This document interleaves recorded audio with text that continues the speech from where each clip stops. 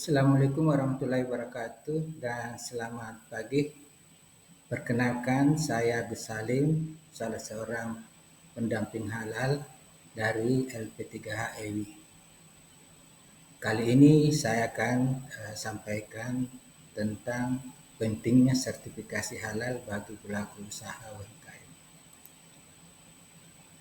Ini didasarkan Undang-Undang Nomor 3 tahun 2014, di mana pasal 4 menyatakan bahwa produk yang masuk dan beredar dan diperdagangkan di wilayah Indonesia wajib bersertifikat halal.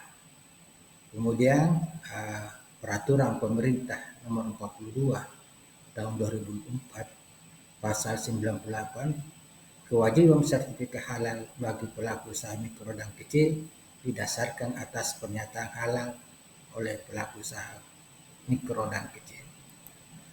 Nah, ini sering kita dapatkan ditemui di lapangan bahwa para pelaku usaha kadang-kadang pesimis, dia mengatakan ngapain sih repot-repot mengurus sertifikat halal, toh ini produk saya sudah halal.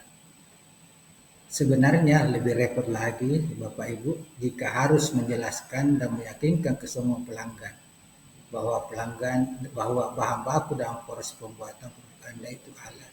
Coba bayangkan jika pelanggan Anda lebih dari 100, apakah akan meyakinkan mereka bahwa produk Anda atau menyampaikan produk Anda bahwa ini sudah halal? Nah, belum tentu, karena pelanggan tidak yakin ya, karena itu hanya klaim sepihak dari Anda. Coba bayangkan Bapak Ibu, 87,2% dari 229,6 juta jiwa penduduk muslim di Indonesia itu adalah potensi calon pelanggan usaha Anda. Nah, mereka pada umumnya wajib mengkonsumsi produk halal. Kita ambil contoh misalnya ya, kita sebagai penduduk Indonesia itu harus punya identitas. Salah satunya misalnya identitas kependudukan dengan dinyatakan oleh KTP. Atau misalnya kita sudah sekolah ya, pasti ada identitas pendidikan, itu namanya ijazah. Atau kita harus punya akta kelahiran. Jika misalnya kita mau mengendarai kendaraan, pasti ada SIM ya, apakah itu SIM A, SIM B atau SIM C. Nah, itulah identitas untuk individu. Nah, seperti halnya juga dengan produk, harus punya identitas namanya sertifikat halal. Nah, coba bayangkan Bapak Ibu, setelah Bapak Ibu punya identitas halal bagi produknya, pelanggan akan yakin dan langsung nyaman serta langsung dengan senang akan produknya Bapak Ibu. Dengan adanya kepercayaan ada hal ini, maka hal utama yang damai, karena itulah sumber penghasilan berkelanjutan. Bapak Ibu pasti bertanya, bagaimana cara mengurus sertifikasi halal bagi UMKM? Syaratnya sangat mudah. Bapak Ibu hanya menyiapkan KTP, kemudian jenis produknya maksimal 10 varian, kemudian ada merek produknya, ada foto produk, ada foto tempat produksi, punya surat induk berusaha, atau dengan kata lain punya nomor KBLI, kemudian omset kurang dari 15 miliar. Berapa biaya mengurus sertifikasi halal bagi UMKM? Gratis, ini 100% gratis Bapak Ibu. Jadi Bapak tak usah khawatir terhadap biaya, karena kami selaku pendamping halal akan bekerja dengan cara ikhlas dan gratis. Apa saja ya jenis produk yang dapat difasilitasi sertifikat halal gratis ini? Ya, ada 13 jenis produk makanan ya, seperti olahan buah dan sayur, permen dan coklat, tepung dan sereal, roti dan bakery, ikan dan olahan perikanan, telur dan olahannya, gula, madu dan pemanis, garam, rempah dan saus kecap, makanan ringan, siap santap, kedai makanan dan kedai minuman, susu dan analognya, lemak, minyak dan emulsi minyak, es untuk dimakan. Nah, inilah 13 jenis produk makanan yang disebut self-declare atau gratis. Nah, inilah contoh-contoh makanan ya, seperti dari buah, kemudian ini semua ada 3 jenis ini adalah dari buah-buahan. Nah, ini kalau makanan seperti bakso ikan, tekwan, empek-empek, dan otak-otak ini semua dari jenis ikan.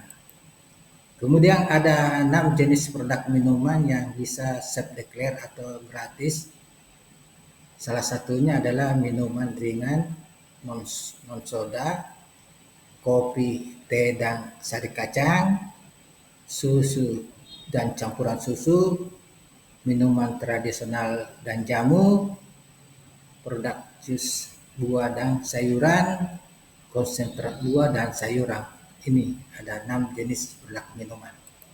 Ini contoh-contoh produk yang disertifikasi halal secara gratis.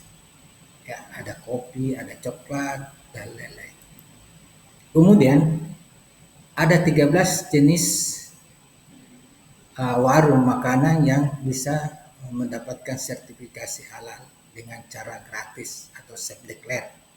Pertama, warung makan khas Sunda, warung soto ayam dan sapi, warung mie, bakso dan ayam, warung makan gudeg, warung makan pecel lele, warung sate ayam atau kambing, warung makan nasi atau mie goreng, warung makan khas Jawa Tengah, warung makan nasi kuning atau uduk, angkringan gerobak, warung makan Indomie atau warmindo, warung makan Tegal atau warteg, dan warung nasi Padang.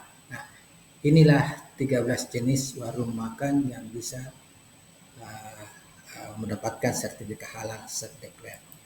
Contoh-contoh produk-produk yang sudah disertifikasi halal. Ya. Nah, berapa lama terbit sertifikasi halal?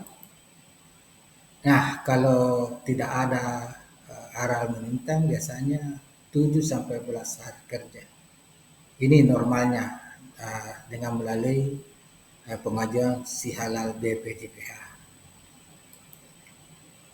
Apa risiko bila produk atau usaha tidak memiliki sertifikat halal?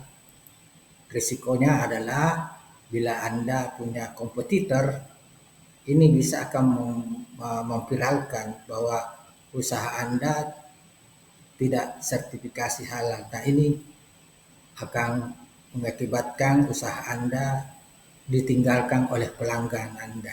Jadi dengan adanya sertifikat halal ini, pelanggan akan lebih senang berbelanja kepada Bapak Ibu.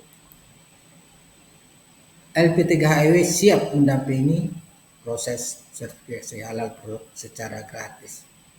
Segera daftarkan produk Bapak Ibu. Kami siap mendampingi Bapak Ibu sampai selesai gratis ya.